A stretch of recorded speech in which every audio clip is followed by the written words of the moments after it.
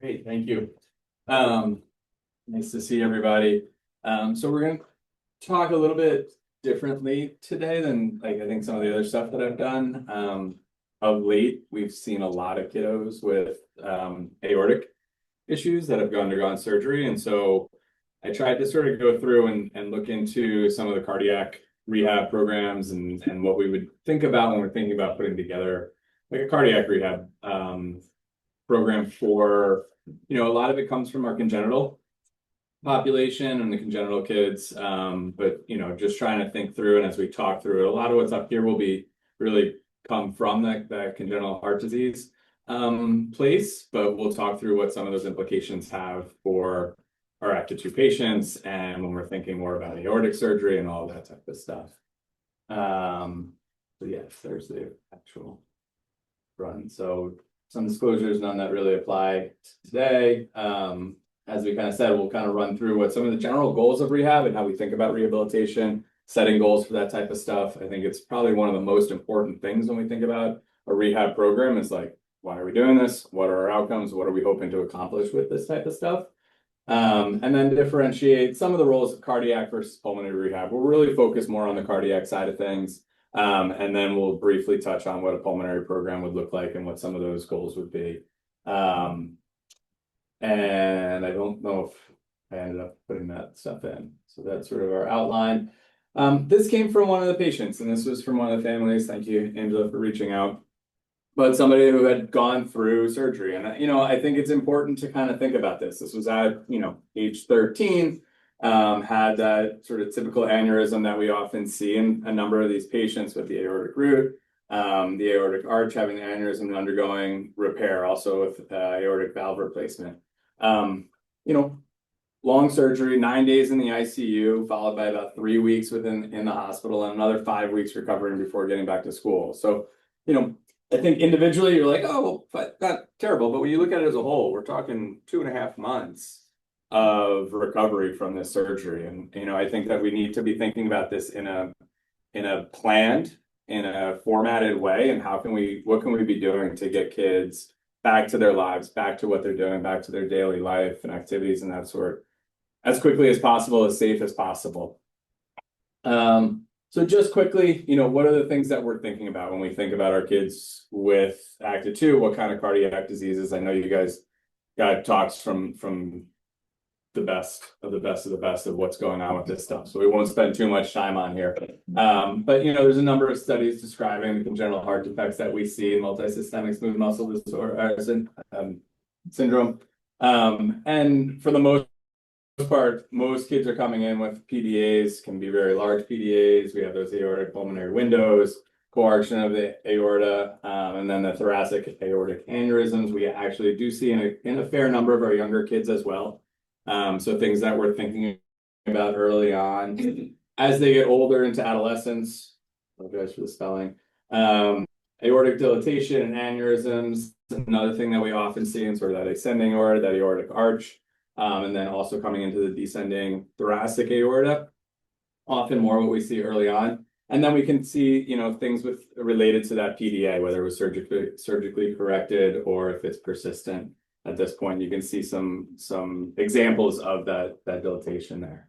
And then in adulthood, there's a couple cases out there. For the most part, these are case studies. Well, not for the most part, these are case studies. There's not a ton of patients that we have within the literature as we're looking at this stuff.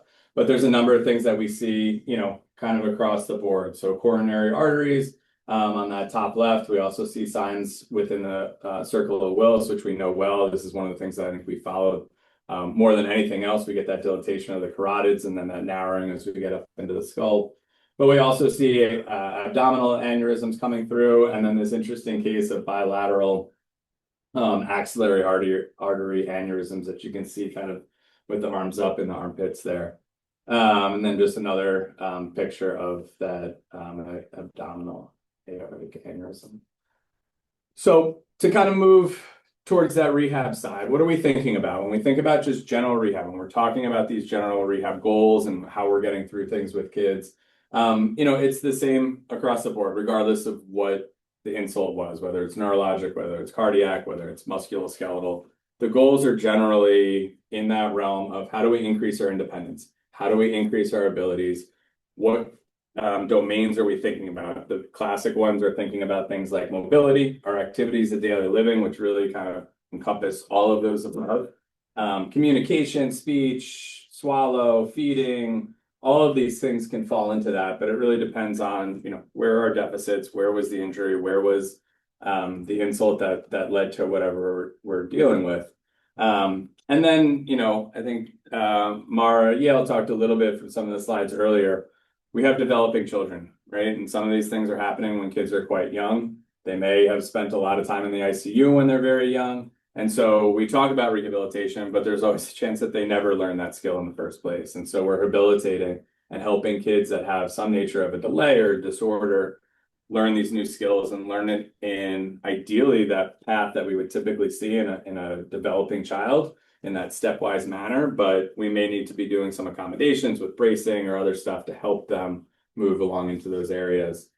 I think talking about these goals and talking about what we're planning when we get out of surgery or we get out of some, complication associated with that, whether that's related to just deconditioning and weakness and that sort, or if there are neurologic insults and that kind of thing, is going to be critical. And that's what we're going to think about early on. So we'll talk a little bit about the stages of rehab and what we're thinking about from sort of day one through when you get home and that long-term management of things. But often our big goals are around different things, right? Safety is often that first and foremost. We want to make sure that our kids are safe, they're getting home to where they need to be, and that they're able to do the things that they need to do to get by on a day-to-day basis, get to the bathroom, get into bed, get into the house, those types of things. And then we think about function, right? And then we want to maximize our function as much as possible. And how we do that differs depending on what situation we're sitting in at that point. But really those goals are independence, activities of daily living. And then for me, and I think this is always an important step back to take when we're going through a lot of this stuff, is it's really quality of life, right? We want to improve our mobility. We want to improve our activities of daily living. We want to improve our independence. But a lot of the reasoning behind that is for that quality of life. Our mobility, I think, is the best example in my mind. We want to get them walking. But why? Well, so they can go and do things, go to the mall. But why? So they can spend time with friends and they can interact and have those social interactions and improve that overall quality of life. And I think that going through, it's always a hard discussion when we have these types of deficits or we have restrictions, but those are, I think, the principles and the bottom line goals that we should be thinking about as we're going through these different things. So cardiac rehab is a little bit of a specific thing when we talk about sort of rehabilitation within children. It's a little bit different than when we think about our brain injured population, our even our stroke population, or some of the other ones, where it's usually quite a structured program. We think about it being in certain timelines. We're doing very specific things with very specific outcomes in terms of we're going to work on this right now, and the goal of increasing our cardiac endurance and our VO2 max and that sort. And we're going to work through this over this identified period of time, whether that's a month or 2 months or something along those lines. The goals are typically, obviously, I think physical fitness is one of the ones that pops up in our head when we've had cardiac surgery. Often we're feeling deconditioned, we're weaker than we were from the front end. And so we're doing everything we can to kind of increase that physical fitness, get our cardio, if you will, as we're doing our therapy and that sort. But there's also evidence that just having surgery to the heart causes stress and has this PTSD and causes issues with emotional well-being. And so thinking about that emotional well-being after these surgeries, thinking again about that overall quality of life is really important. And so there's a couple key components when we're going through this: improved cardiovascular fitness. So we want to work on our exercise tolerance. We want to work on our endurance. We want to do that in a slow and graded way, which we'll kind of look at different times. But we also want to think about sort of heart and lung function safely, right? We want to increase the strength of that, the capacity of that, but we want to do it in a safe way, which means we need to have close oversight. We need to do it in a slow manner and make sure that we're tolerating as we increase. In promoting safe physical activity, we've been doing a lot with kind of our CP population and how much physical activity and what the barriers are in getting this involved. I just was at a talk this morning about low back pain and how increasing physical activity can be really limiting just from a pain perspective and that sort. And so I think a lot of these things contribute to why we may not be as physically active as we want, but we want to teach patients how to be as physically active, how to get involved, how to get going within their limitations, within their capacity as we can. And, I think a lot of times, especially after any sort of cardiac surgery, I know I have it with some of the patients, there's a fear. There's probably some misconceptions of what we can do and what we can't do. I think working closely with our surgeons, with our cardiologists, that kind of stuff is key to making sure we're maximizing as much as we can. That quality of life, supporting the mental health, emotional adjustment. There's a lot of changes that happen after we've had any sort of cardiac surgery, and making sure we're addressing that and thinking about that as we go through it is going to be important. And then that independence and confidence. The next step is sort of managing our symptoms. We're not going to be 100% when we're done, and we need to be aware of what we're looking for, whether that's shortness of breath, whether that's potential arrhythmias, whether that's difficulty in exercise intolerance, chest pain, those types of things. We need to be aware of what we're worried about, what we're looking for. And again, when we think about these things, one of the fifth word up there is multidisciplinary. It's really hard to do this in a silo. It's really hard to do this with, just your neurologist or just your rehab doc or just your cardiologist. I think it's critical when we have these full teams that are working together to try to make sure our kids are moving forward after this type of surgery. And then, as we start increasing, seeing where we are we having these symptoms? Are we having concerns? And we need to have those conversations and adjust as needed. Educating patients and families, educating the adolescents and kids of what's going on, what are your restrictions, what are we worried about, and making sure that we're aware and we're taking control over this, and that our kids are able to start kind of transitioning and know what they're going to do as they move into that adulthood for our older kids. So cardiac rehab gets broken up into a couple stages. There's different ways of looking at it. The figure on the left, it says phase 1 and phase 2. When I think about that, I've also seen, and I think I meant to write stage over here, but I started with phase. But, it's often sort of 4 stages broken into 2 different areas. So on the left, on the top, we see sort of our acute medical needs. And that's what we're thinking about here in that acute phase. Still maybe in the ICU, maybe up to the floor, potentially to inpatient rehab, depending on how everything else has gone. But we really want to think about, one, medical stabilization, right? We just had a big surgery. We just went through repair of our aorta. We had something for the heart, whatever's going on. We want to make sure that we're stable. Hemodynamically, everything is working as it's supposed to, and we're not having any concerns that may impact our ability to function. And then after that, we have this early mobilization. There's been a fair amount looked at kind of broadly, but they have looked at it in cardiac ICUs, as well as pediatric ICUs and adult ICUs, surgical ICUs, all over the place, of whether or not we should be getting people moving, getting people participating with physical therapy. How active should we be early on in those first couple days in the ICU? And kind of across the board, early mobilization has been promoted and shown to have much more benefits than I think anybody really anticipated. And so really you want to have folks, sitting. It can be as simple as sitting at the edge of the bed, dangling your feet, working with PT on range of motion, stretching, potentially short walks within the ICU if you're able to get up out of bed and you're not attached to a million different things.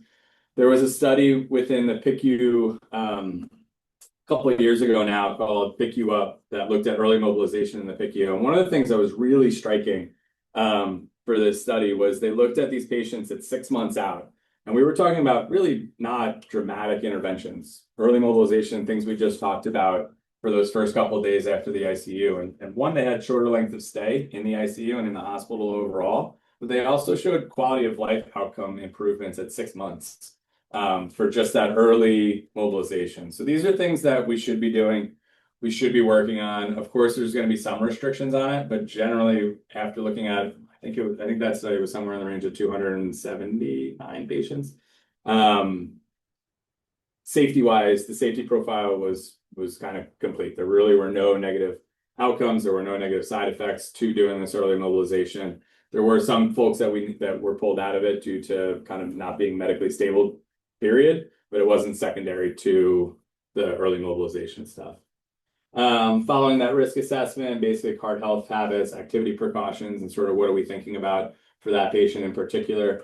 We probably talked a little bit about all of this, but close medical supervision as you're going through this. Bedside mobility is important. Breathing exercises have been shown to be really, really critical for our patients in the ICU. And this is for those that have undergone cardiac surgery or any type of surgery. But intensive spirometry, cough support, making sure we're opening up those lungs, we're utilizing that chest as much as we can. It can be even more complicated for kids that have had any sort of sternal incisions and that sort. It can be painful. They kind of are coming in like this. So the best we can do to try to open up those lungs, open up that chest, and give ourselves a little bit better range of motion, the better. Psychological support, they recommend starting now, starting right away, doing some initial screening for PTSD and post-ICU. I work in our post-ICU clinic where we look at sort of all comers, and it's amazing how much and how unclear it is who's going to be affected by being in the ICU on its own. And we do know that there's other concerns when we have folks that have had any sort of cardiac issues, but we have a neuropsychologist that screens all these kids. And it's really across the board. You have kids that are in there for 3 days because they had bronchiolitis, and from the medical perspective, they did really well. It really was an uncomplicated PICU stay. And when they got home, they're having sleep issues, families are wrecked, and everybody's having a difficult time sort of coping with this. And then you have other kids who really had like a very complicated, and it was a really sort of scary at times. And they're doing great. And honestly, in the literature, there's not a great understanding of why, who's doing what, who's improving, who's not improving, and where the difference is. And then I think education is always important. Having our kids understand what's what's gone on with them. We do this at a pretty early age for our kids that have had strokes. Just trying to get a basic understanding of why they come into the doctor, what's going on with their body, and gives them the ability to sort of put it all together and understand where they are. And then knowing what our restrictions are at this point and moving forward.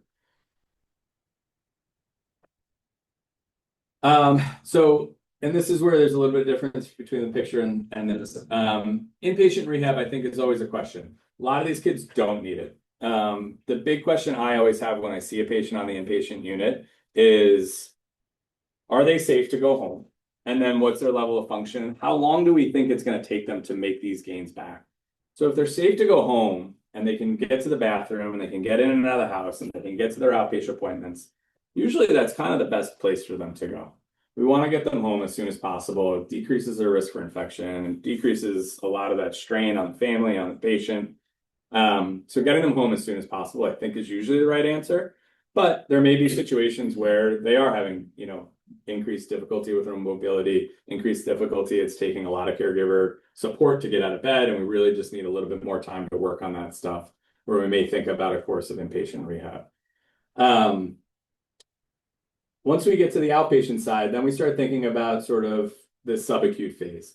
It typically lasts somewhere in that range of like 2 to 3 months, somewhere in that scope. And for the most part, supervised exercise sessions, working on things that are going to help with our endurance, help with our cardiovascular health, those types of things. Gradual reconditioning is kind of the key here. We do this over a 3-month period, which feels really long. It feels really slow. But the reality is we want to keep that heart rate low. We want to keep and make sure that we're working our way up and we're not overdoing it and jumping to the end and then crashing and not able to sustain. And so kind of continually doing it in a slow manner is sort of the key. And that's why we do it in a supervised manner. We want to have those PTs working with our kids, working with the patient to make sure that they're staying within those parameters and advancing in an appropriate way. Because that's the other side. Sometimes it can feel hard to take that next step. Should we be pushing ourselves? Are we safe to? Is our heart rate tolerating it? Is our blood pressure tolerating it? And so having that support, having that guidance from a PT as we go through this can be critical. And it actually sometimes moves things forward a little bit faster because we're doing it sort of steadily, as opposed to like, oh, we did a lot, now we can't kind of make our next gains, and we stay steady for a while. It should be an individualized prescription, right? So this should come in, you kind of go in, you work with your PT, they go through the different exercises, you go home, you're doing it for a period of time, and then you're coming back and readjusting and thinking about what the next steps are and how can we move forward. It's not just therapy, right? We're not just going to physical therapy. We may be working, we talked about activities of daily living. We may be working with our occupational therapist in this setting. And then we should be working with sort of that broader team, whether that's our social worker or if they have a psychologist or whoever's there, to make sure that we're supporting our patients from a psychological stress management type of standpoint. You may need to do some blood pressure monitoring at home. This all depends a little bit on the cardiology side of things. It's always amazing to me how quickly they're ready to say, like, you're good. Go back to life. We'll see you in a year or 6 months. From my standpoint, I follow up with folks at 3 months after Botox and another 3 months. And the cardiologists are like, nope, everything looked good. The cardiac surgeons are, we'll see you in a year. And that works. It seems to work. But recognizing that's often pretty typical and like can be a little bit stressful, but it works. And then transitioning planning. So our older adolescents, we may be moving. I think we're lucky here that we work with our adult colleagues. We have sort of this combo program where we're able to utilize that expertise on the adult side. So there's not really that same transition that occurs. But if you are at a children's hospital, if you're at somewhere where you are going to be moving forward, again, cardiology is sometimes a little bit different, but there usually are different providers that are taking care of our adult cardiology, congenital cardiology patients versus like our true kids as they're going through. And then empowerment. This is something that is just, I think, a key to transition. So we want to make sure our kids are starting to do as much as they can. So, for our kids that are functioning at a full high school level, we want to start thinking about having them call for their refills, having them call for their appointments, making sure they know all the medications they're taking, what their doses are, when they're taking them, and who might be prescribing them. Those are kind of the steps. It doesn't happen overnight, and it doesn't happen over like 6 months. It's one of those things that you really want to start like having that conversation pretty early. 14, 15, 16 is where we start having some of these conversations about transition, because it really does take that long, even if we're going through 22, to get them fully up and running and on board with kind of their full capacity, right? And that doesn't have to be everything. Some of our kids are still going to need support, but we want to give them as much independence, and we want to bring them into this care as much as we can as they become adults. So as we move, outpatient setting and then more to the community, and we talk about this in all different settings. We are intensive in our therapies. We move to an outpatient setting that maybe is 3 times a week with some supervision, and then maybe to once a week. And then we're moving to more community type activities. There's lots of benefits to moving away from the clinical setting, moving away from the therapy gym to something that's more of a community type base, whether that's, tumbling classes is something I often recommend, whether that's adaptive sports, whether that's general sports. But we want to move into somewhere where there's a social component, where it's more back to life and not within that clinical setting. And we're thinking about things typically less supervised. So a lot of kids that I'll have as we're moving through this type of program, they'll see PT maybe once a month, maybe once every 2 weeks initially, and then we space out to once a month, and then maybe it's once every 3 months if we still need it. Often we don't need it when we're spacing out that far. They're pretty well in tune with what they need to do. But it's that sort of periodic check-ins. This is what I've been doing, this is where I'm at, and how do we kind of keep moving forward, and what should I be doing differently? Is there something else I need to be working on? Is there something else that you're seeing now that I've gotten stronger in these areas that I have a relative weakness in or a deficit in that I should be focusing on a little bit more? That lifestyle modification, I think the second talk yesterday talked about how hard it is, right? It takes a while. It's not something that even if you're motivated and you have the outcome measures and you're following things correctly, it doesn't happen that first day you want to take more steps. You say you want to take more steps and, you take 1,500 more the next day. And then in 2 weeks, you look back and now you're at 3,000 more than you were before. And these are things that we want to make sure we keep up with, and we want to keep encouraging and building within our patients. And then prevention recurrence, it's a little bit different, I think, for this population in terms of how much prevention we have control over versus is intrinsic to the disease. But as much as we can do to support health and the cardiac health, I think is going to be beneficial. So aerobic training, starting low intensity, walking, the more and more, I think research goes into exercise and stuff, walking becomes more and more of exactly what we should be doing. It has huge benefits, low risk profile. And so if we can build in things like dog walks or family walks, that kind of stuff, it's a good way to model that behavior and make sure that we see that as something that just happens within life as you move to adulthood, and not something that we're making them do. And then gradually increase, right? So 30 to 45 minutes per session, moderate effort. We do usually want to avoid things like isometric exercises. So like powerlifting, weightlifting, that stuff that's going to put a huge stress on things like the aorta.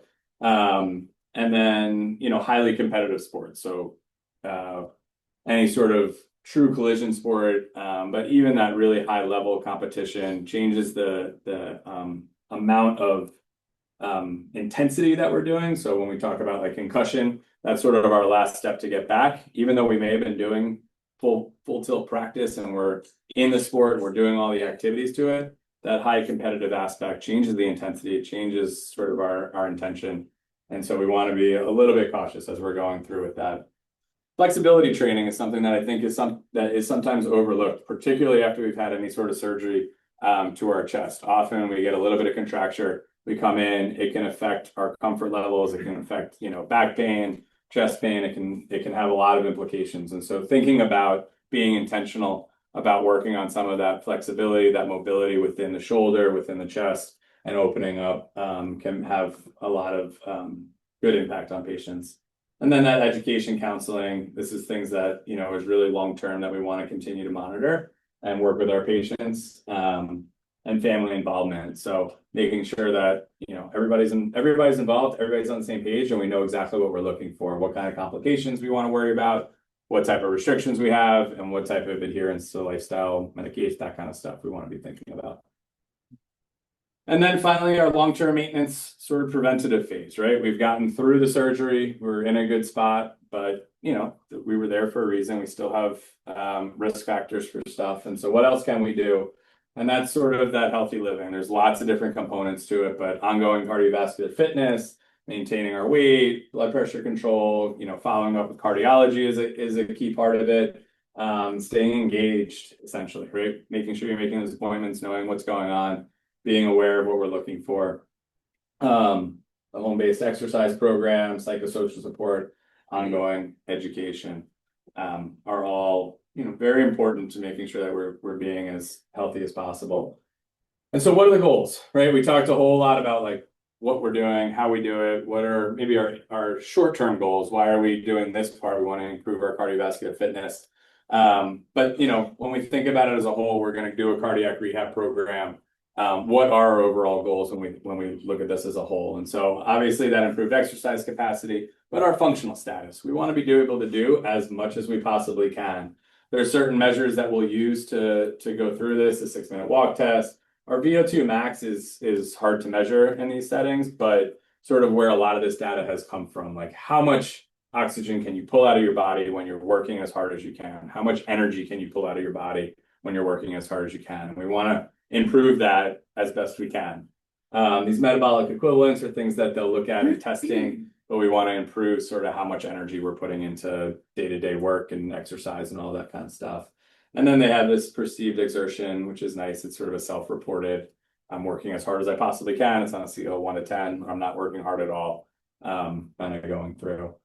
Risk reduction is important. So, modifiable risks, anything we can do, following up with the cardiologist, monitoring these types of things, blood pressure as we get older, thinking about our sugar, our lipid panels, BMI, and that sort. Symptom reduction, quality of life, right? This kind of comes back to where we started. We want to make sure we're working as a whole here to improve our quality of life. What can we do to get us back to life, doing the things we enjoy? And there's a number of different ways that this gets looked at in different populations. We use different measures and that sort, and that carries through the next one, that psychological well-being. Again, I think it's always surprising to me from our PICU population as to who's struggling, who's having a hard time. And there's a lot of different components to that, what the home support system looks like, how that they intrinsically, what their resilience was to start with, what the course went like and what they remember and all those types of things. But recognizing that even though from an outside perspective, it may not have been that bad of a course, it may have been an easy surgery that they healed well from and got back and everything went as planned, doesn't necessarily mean that they didn't feel that this was one of the most stressful things that's ever happened and may be struggling. And on the other side, they may not be. They may be doing great, but making sure we're aware of it and we're thinking about it as we go through. safe resumption of physical activity. And this is hard. I think the last couple of times we've met and I've talked with this group, there's lots of different ways to think about the different restrictions that we're going to put on, and it needs to be sort of a comprehensive conversation with, I think, the whole team, neurology, cardiology. Where are we and what are we thinking about? There's some classic things that we want to avoid, stuff like roller coasters, collision sports, heavy weightlifting, powerlifting type stuff. But there may be more specific stuff per patient. And having that ongoing conversation is difficult, but I think it's important. The goal is always to keep people as active as possible and get them into whatever they want to do. But we also need to take in sort of all accounts of what we're thinking about and where we are. And then patient education, making sure they understand where they are, what else they can do to help with any of these symptoms, with any of the things that we're worried about, and going through. There's some different scales that get used sometimes. So pulmonary rehab sometimes looks very similar, sometimes a little bit different, not by a ton. The big goals here are often sort of that aerobic capacity. Sometimes our muscle strength, right? Our breathing muscle strength. Can we increase when we haven't been doing a lot? When we've been crouched down, we often are taking smaller breaths. We're not taking those deep breaths that are more shallow. And so we may see some weakness within that diaphragm, within our accessory muscles. And so working on that stuff, they're muscles that are made to act all day long, over and over again. And so they don't respond quickly. It's not something that often will kind of pick up right away. So it's something that we do, often need to think about in sort of a structured manner. But the goal is to decrease dyspnea, fatigue with daily activities, support our normal growth and development. Back to the quality of life, participation, I think is critical here, right? If we're not able to do the things we want to do, we're not able to get to school, we're not able to go walk at the mall and get down the street. These are the things we want to be working on to try to make sure that we're able to maintain those relationships and maintain that participation in life, and as much independence as we can. There may be specifics like working on our airway clearance, what our cough looks like, do we need any support there? Nutrition. We're talking with our radiation oncologists and at Rehab, we have conversations about nutrition just in terms of overall outcomes. It makes a huge difference in making sure that we're getting enough calories in, the right calories and that kind of stuff. And then preventing hospitalizations, complications as much as we can. Exercise training, so aerobic exercise, strength training can be helpful. That flexibility is important, particularly if we have any sort of chest wall restrictions that we talked about after that surgery. And thinking about doing it somewhere in the range of 2 to 3 times per week. Respiratory therapy, there are some specific breathing exercises that we think about. The incentive spirometer is sort of the classic that you see in the hospital. But there's other things that we can work on, like breath stacking, assisted cough. We actually, at least on the rehab side, I know our respiratory therapists that are usually there to give nebs and do other very specific things will actually help with some of our patients with this type of stuff. And then education. So if they are on inhalers, but also thinking about, energy conservation tactics and pacing strategies. How can we make sure we're able to do as much as possible? Sometimes we have those conversations about equipment, whether it's wheelchairs or something else. And the goal there is not that somebody needs to be in a wheelchair all the time, but that you don't spend all your energy getting to the activity. You don't spend all your energy getting down the hallway. And when you're actually finally there, you don't have the ability to do the things you want. And so I think thinking about these types of things is always important. Medical oversight, psychosocial development, not a ton of differences between this and sort of our cardiac rehab, but making sure we're being aware of what we need to be thinking about. That's it. Any questions?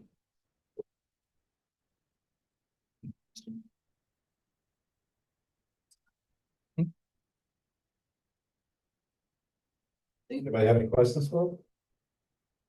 There's no question. No question. Yeah. Do you have any suggestions for maybe convincing the child not to use all of their energy to get to the activity or whatever?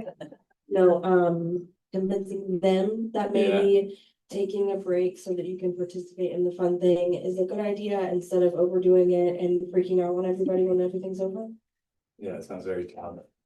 No, I mean, I think the big thing is what can we build into like structures, right? I mean, it's something that I don't think you can in that moment. It's so hard to like get them to change their activity, but if we can build something that they have the ability, and I think about it more in like equipment wise, that kind of stuff. Are we able to get them something that like this is how we're doing it? There wasn't like a discussion of that front end type of stuff, or we're not trying to push it too much, and just recognizing their abilities too. I think that's the hard part. Kids are kids, you know. I tried to get video for a gait lecture of my daughter when she was like 3 or 4. I didn't get any of her walking. Like there's her running, walking for a short bit, running, walking short. It's really hard to get kids to calm down and slow down. But I think if you give them the ability, what we have seen sometimes in these populations is that they do recognize at times, like, I need to take a break, right? I need to sit down. I need to make sure that I'm getting that. And I think giving them the ability and having that structure in place for them, so they're not having to ask, where it's not something special, it's just something that's there, Yeah, can be helpful. we have a wagon that we will put him in and he will just straight climb out of it and say, no, I can walk. Maybe that's a fun part. Yeah, hard to say. It's hard to, make it open my kids. Just let him do it then. I mean, that's all we can do, I guess. I mean, exactly. I don't know if there's any magic to like how you're gonna change their mentality on things. But as they get older, I think it is one of those things that you can have some of those conversations about of why you're doing it, right? Early on, the executive functioning isn't quite there. We can try when he gets older. Yeah, there's some nice, honestly, there are some nice like executive functioning pathways in the education series that Mara had talked about. We had somebody come that talked specifically about brain injury and executive functioning, and some of those keys. And what was really helpful, I think, when I was listening to that is that, you know, our younger kids don't have that much forethought. It's not that they're not thinking about that and they don't care. It's that they really like, they can only see so far ahead of them. But as they get older, that improves. And I think there's ways of thinking about like picturing in your head, and like sometimes doing things like that can be helpful, where you're not just telling them, you're not giving them a list or writing something down, but if there's a picture of what that benefit is, that way they can actually see it and start thinking about it and picture themselves doing it. Okay. And that's really what executive functioning ends up being. It's not, there's lots of stuff that shows giving them a list of what they need to go out for school, right? You need your backpack, you need your lunch bag, you need your shoes on, you need your rain jacket. That doesn't correlate. They can't connect that to how they're supposed to be. Giving them a picture of them with their jacket and their backpack on, that's something that they can pull back into their head and say, oh, I'm missing my lunch bag. I need to go grab that, because they can see what they're doing. And that's kind of when we think about executive functioning, how the brain works. And so maybe if it's something you do regularly, right? If it's something you really enjoy. Melt it down after the event, like, would you like this? Yeah. My teenager has taken videos of him, you know, Yeah. melt it down, so maybe he'll realize that like that's not actually fun. Yeah. I mean, so thank you, that helps.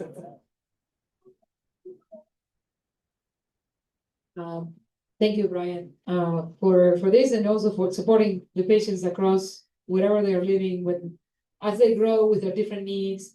I'm about to do this, Dr. Wishart, like, can I do it? What could you tell us a little bit of how you approach on like kind of like the kids as they grow up, the decision making for risk taking in terms of sports? You talked about high performance, like competitive coalition sports. Like what is the approach that you've seen is most helpful in kind of like making decisions together? Yeah, I mean, I think goal setting is important, right? I think on the front end, you want to make sure like we're really clear on what our goals are. And it's nice to know early on what restrictions we're going to be thinking about, where we're going to be worried about. Like, so football is a good example. Like football when kids are young, probably okay, but at some point, now it's in the Olympics and that sort, but realistically, most kids are going to move towards, you know, regular football as they get older. And so thinking about trying to guide a little bit, every kid is going to be somewhat different, and they're going to have their interests and they're going to have their friends and that sort. But I think the best we can guide them for things that will be lifelong and they're going to be able to continue to participate. can be as helpful as possible. It is always a discussion, and I think the reality is it needs to be a discussion between multiple parties, and we need to kind of know exactly what the risks are when we're talking with our neurologists, when we're talking with our cardiologists, and then how does that incorporate into the activity that you're doing? There's certainly ways to tailor everything, right? We think about skiing as a conversation that comes up. We have a stroke patient that does backflips and like moguls and does tons, and that's, you know, from a goal perspective, what's really important to her, and that's what she does. But we also have folks that like 100% cannot do that. The risk is way too high. Can they ski and stay on greens? And if that's their interest and that's what they want to do, and they feel like they're comfortable and the family feels comfortable in maintaining those restrictions when you're doing, it can be a conversation as you're going through. I think it's easier for everybody to set really hard, you know, you can't do this. This is off limits. And it may be something that's needed. I was having a conversation with a brain injury doc, a pediatric brain injury doc last night, and it came up of like kids playing football, and they were like, "Oh, what have you told your kids?" And my 5-year-old, I think it was probably last week, said, "Daddy, when can I play football?" And my answer was, "You can't. Like we're just not going to have the conversation. You go play something else, and we're not going to discuss it." So I do think that there's a level of like ongoing care and shared responsibility and shared decision making. I also think when we have our younger kids and you're sort of guiding them through things, sometimes that easier of like, it's not a discussion, we're not even engaging in some of this stuff. Like, you know, we have risks for dissections, we're not doing roller coasters. It's just not an option. Goes both ways. I honestly, I think it's one of the harder things to do because there's a lot of emotion behind it. This is what that quality of life is about. This is what is going on when we're interacting with our peers and our friends and all that kind of stuff. And so it's not, I don't take it lightly. I think like it would be a lot easier just to say like, here's a hard no on things. I think the best we can do to open things up to kids is great, but it does make it harder, to be honest, on everybody. Previously for these patients, it was a pretty hard no on everything. So we're saying we're kind of maybe adapting per child a little more. A little bit, yeah. A little bit. I think the collision sports are still hard, right? Doing ice hockey, doing stuff that's going to put your neck at risk, Right. is, you know, I think that's been pretty consistent from our neurologic colleagues of like, we can't do this type of stuff. Similarly with like powerlifting, that kind of stuff that's going to really put that strong Valsalva in, sort of that middle ground, that there might be some risks that we need to talk about. We have experience from other teams that are more accustomed to manage ascending aortic dilatation that after a repair is done, like they consider the patient very safe. Yeah. I just want to emphasize that at least in MSMDS, in the 258 variant, the 179 variants, the disease is not just the aorta ascending, it's the entire vasculature. We've seen dissections in subclavians, axillary, femoral, carotids, intracranial vessels in these patients. So to me, I understand the practice of the cardiologist that is more accustomed to deal with the patients that have more limited disease or a more manageable or predictable disease. In this one, there's a lot of unknown. So when we hear about, and usually we hear after the fact, oh, we were in Disney and we went to all these roller coasters. And goodness. Yes. Tell me you're okay. But when we have to deal with the complications, what is at stake could be devastating. So it's not to scare people from living a life, and we understand what it takes to have one of your kids not cop on things and have their siblings or their friends or cousins. But sometimes what Brian was bringing from early childhood, sometimes it's okay to have things off limits, and every parent has their choices in parenting for other things. Would you eat? You don't eat, like things like that. I think this one, just consider is not just a portion of the vessel that you can repair, put a graft, and you're done. I think that's what's different in this disease. It's very similar to Lloyd's disease. Some patients with Ehlers-Danlos, we also don't let them because there is risk of dissection beyond what you can get repaired. And then life. And when they become adults, they are adults. They make their own decisions, which I welcome. But they need to be at least aware that it feels total foreign to be thinking I have a stroke or I could be having a bleed internally. But that is the real risk. And we see that. We see this in confidence. Can I ask you just anecdotally, those dissections that you've mentioned, was there any kind of trace triggering event like an impact or, higher blood flow because they were powerlifting or doing some activity? I mean, have you been able to see any kind of triggering event that's these things? As you mentioned it, the one that I have no recollection right now is coalition, okay? Okay. So I haven't had a patient that with MSMDS ACTA2 that had a dissection in any vessel that was from a coalition to, because they're usually avoiding them probably. Yeah. It's like, I gotta think about it. There is one patient that was doing bar 3 or bar, one of those bar is this pretty isotonic, no, type of exercise. The like dancing. Yeah, there Yeah. is a ballet That's really where someone explained it to me. I was like, Really hard. I gotta Google this. I gotta see a video. What does it look like? And the patient dissected a carotid, subclavian. Yes, Like that's right. just doing Heavy lifting?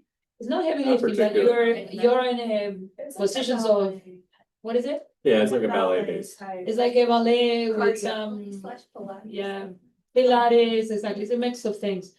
I wouldn't have predicted any, like if the patient asked me before, can I do this? I'll probably have said yes. And then the other ones, yes, there were triggers. Catheterization, so you're accessing an artery. We've seen a lot of these dissections with lines, even for the cardiac surgeries. The surgeons have been reporting the tissue is not normal. When they canalize, they've seen little tears, dissections. We've seen them in the ICU. And there are, I would say 40% of them are spontaneous. I don't think we know if there was a movement or something happened, they didn't tell us. Maybe they didn't even register. The kid didn't register what happened. Well, the one they mentioned with dance, I'm wondering if that is sudden movement of the vessels or whether that was isometric, there was a spike in blood flow, Yeah. what it was. We asked, there was some torsion of the neck, but there was nothing spectacular for us. Yeah. You probably go to the bathroom and cleaning your bathtub and doing similar stuff. Like bending, calling, moving, necking. So yeah, I don't know, it's a one example I could bring. There might be other ones that similar. But yeah, so it's a really good question. I think Dr. Lindsay usually thinks about this particular, he sees all the other aortopathies. For the other ones, we kind of have the diameter, and if you don't get to that diameter, you don't usually see dissections. In ACTA2, we don't know those diameters for any vessel beyond descending an arch, and they're not normal vessels in general, but they might be normal diameter that can still have a dissection. It's just telling us that the tissue in the wall of the vessel is a little bit more fragile than it should be.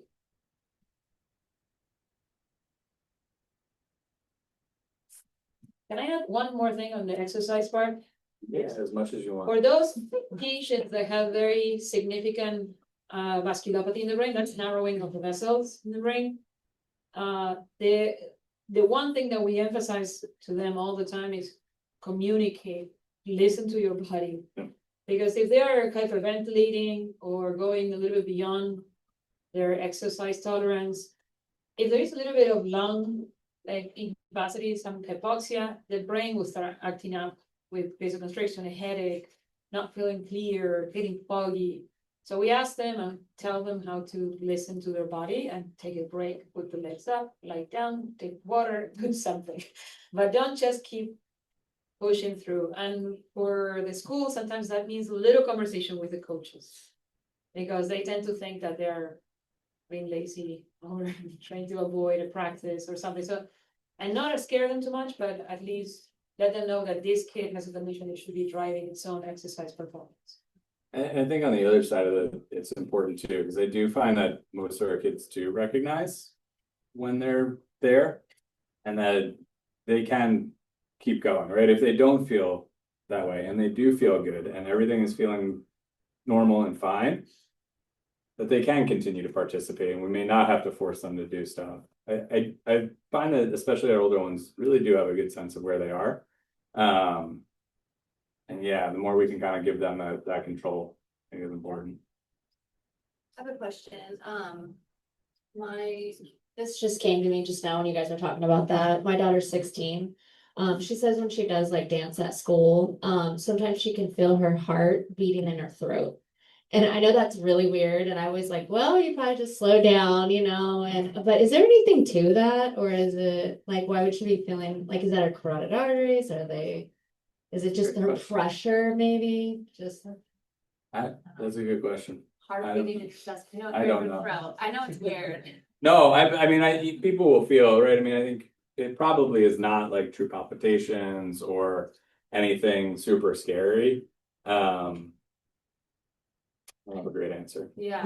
Without knowing the anatomy Yeah. that they have in the chest. So we do have, a lot of these kids have the airway, so you have the throat, the trachea comes down and then bifurcates. You just heard Dr. I don't know how much he felt the show the airway, but at the level where it bifurcates, that's where the pulmonary artery and the aorta are taking off. And we've seen from the dilatation of the aortas that there is, and it could be like even touching, if there are no compression even, but the airway can be very close to it. So the more active your heart is, that aorta, that pulmonary artery are gonna be pulsating. So I wouldn't be surprised if transmission. Okay. That's what I was And thinking. but I don't want to say it without knowing the anatomy exactly, because then it might not make any sense. If there is no direct contact, it's harder to get it transmitted that way or explain it in the way that I'm explaining. But it's dangerous, right?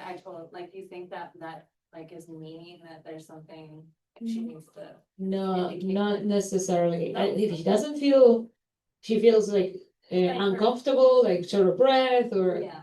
if she doesn't feel good, stop. Yeah. But if it's just feeling, instead of feeling the chest going fast, you kind of feel some pulse, Yeah. weird sensation, but you're fine, you're feeling okay, you're thinking, your breathing is not Yeah. difficult or painful or anything, might not be something to worry about. Okay, I'll ask her again, but yeah, I just thought, she said it to me a few times, so that's why I was like, oh, I should ask.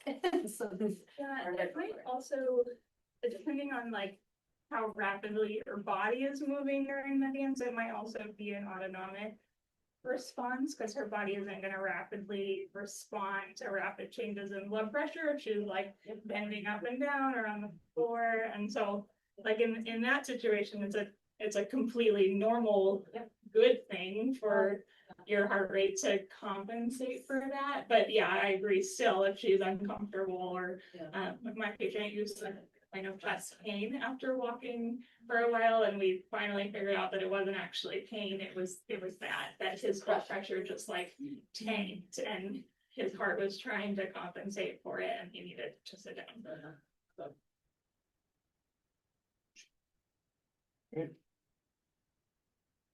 Thank you. What other questions? Amy? Sorry.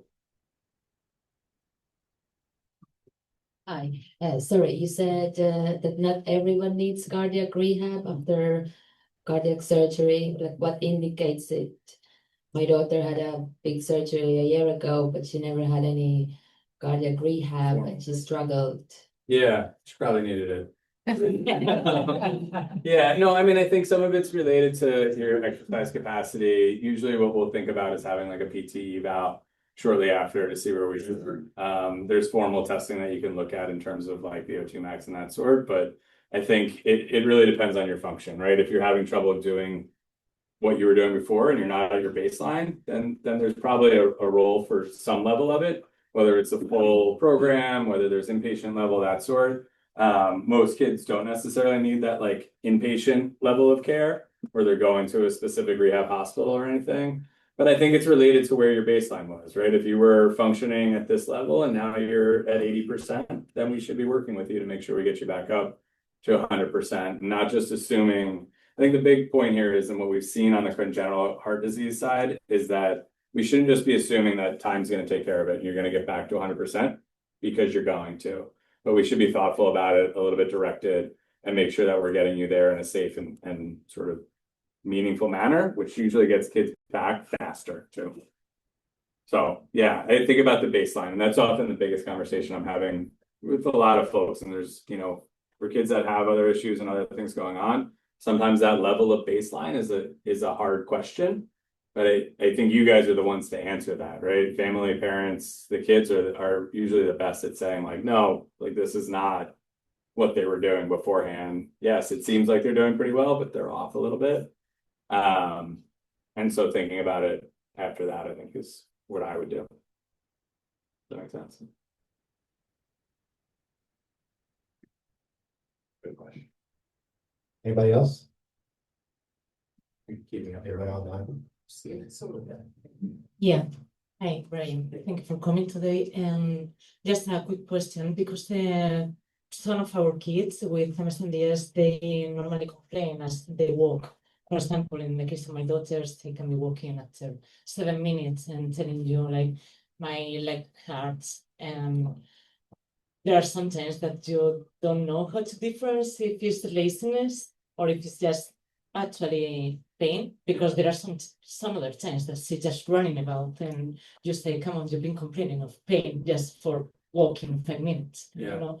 So because you remark the importance of walking for good health on the heart, Yeah. how do we do that? I mean, we need to listen to the kids. Yep. Like, It doesn't all have to be at once, right? I mean, I think when we think about walking and getting them moving and doing that kind of stuff, they don't have to go for, you know, a 5-mile walk straight, right? Having something like a wagon available and they get up and they run for, you know, 5 minutes and then they get to sit down and they don't feel comfortable, but then they feel good again in a couple minutes, I think is, especially in our younger kids, a totally valid way of doing things. And that's when I think about what we talk about when we talk about that, like accommodation for these types of activities, right? We want to make sure that they're participating. We want to make sure that they're getting involved in the school, involved in life in the community and participating in all these things. And if we need to supply them with something, and I think at least my impression from this population has been, I would listen to them. It's probably not laziness. I do believe them usually. And so having something built in where they can sort of hop in and take a break and still be with everybody. And then when they're ready to go again, they can jump back down and keep moving, is how I would think about it. Obviously there's, you know, challenges, individual kiddos and situations and that sort. But recognizing that participation is probably one of the bigger parts, and also the independence. I think one of the other things that we see as kids get a little bit older is having something that they can get themselves in and out of. So, you know, I think getting the wheelchair Raceland was like one of the best things in the world. He was able to keep up. He was able to go explore on his own and get in and out of it on his own. And so giving them that independence for it means they don't have to ask you, right? They don't have to come to tell you like, oh, my legs hurt. And then they have to have that conversation, and maybe a little stressful on you, a little bit stressful on them. And it's not a big thing, but it's a barrier, right? It's a barrier every single time they want to move in and out or transition. So giving them something that they can maybe do it a little bit more independently, right? And that's sort of, I think, some of the conversation we're having as kids are getting older too. The more we can give them that independence, the more likely they are to do more, because we're taking away any sort of barrier to that participation. Brian, could you mention a little bit about, like, my daughter has the issues with claudication and lactic acid buildup and some of the discomfort that comes along with that, because it sounds very similar to what she's describing. Yeah. You know, that being a limitation to exercise. Is a limitation to exercise? Yeah, in terms of like Well, how I was to go around it, or Well, again, they don't move lactic acid as easily out of their muscles, so that causes a lot of discomfort. So it may not necessarily be fatigue. There may be some pain associated with that. yeah, no, I mean, and to both your point, I think like these are real symptoms, these are real things, and they may not move it out as quickly. And if we can give them some other sort of strategies to be able to continue with that participation, that's kind of what I try to come back to. There's the whole ICF model of disability and that sort in terms of like what's causing it. It's the lactic acid, But what is it affecting, right? They're affecting to walk a long distance, which is affecting our ability to participate in these different things. And really the end goal is that participation. If we need to make some accommodations in between, I think that it's helpful for patients to be able to continue to do the things they want. And in particular for claudication, the brake is what works the best. You gotta get the blood flow to circulate, kind of flush out your legs. And that usually makes them feel better and they can keep going. That's what we go with this. Mostly it's the classic calf pain that comes after a certain amount of exercise. Yeah, having that direction to be able to take that break.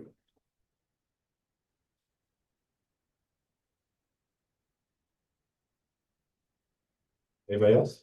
Like an auctioneer. I just want Nice to call. add that my son does a really good job of self-managing. Like, he'll walk for a little bit when he gets tired, he'll sit down. And it doesn't really matter where, like on the stairs or the floor or in the middle of a crosswalk is his favorite place to just sit in like dead weight. And even recently, he'll tell you he needs oxygen, which is cool. Yeah, he's like. That's what he needs to do. Yeah, won't stop him from sitting down in the middle of a freeway though.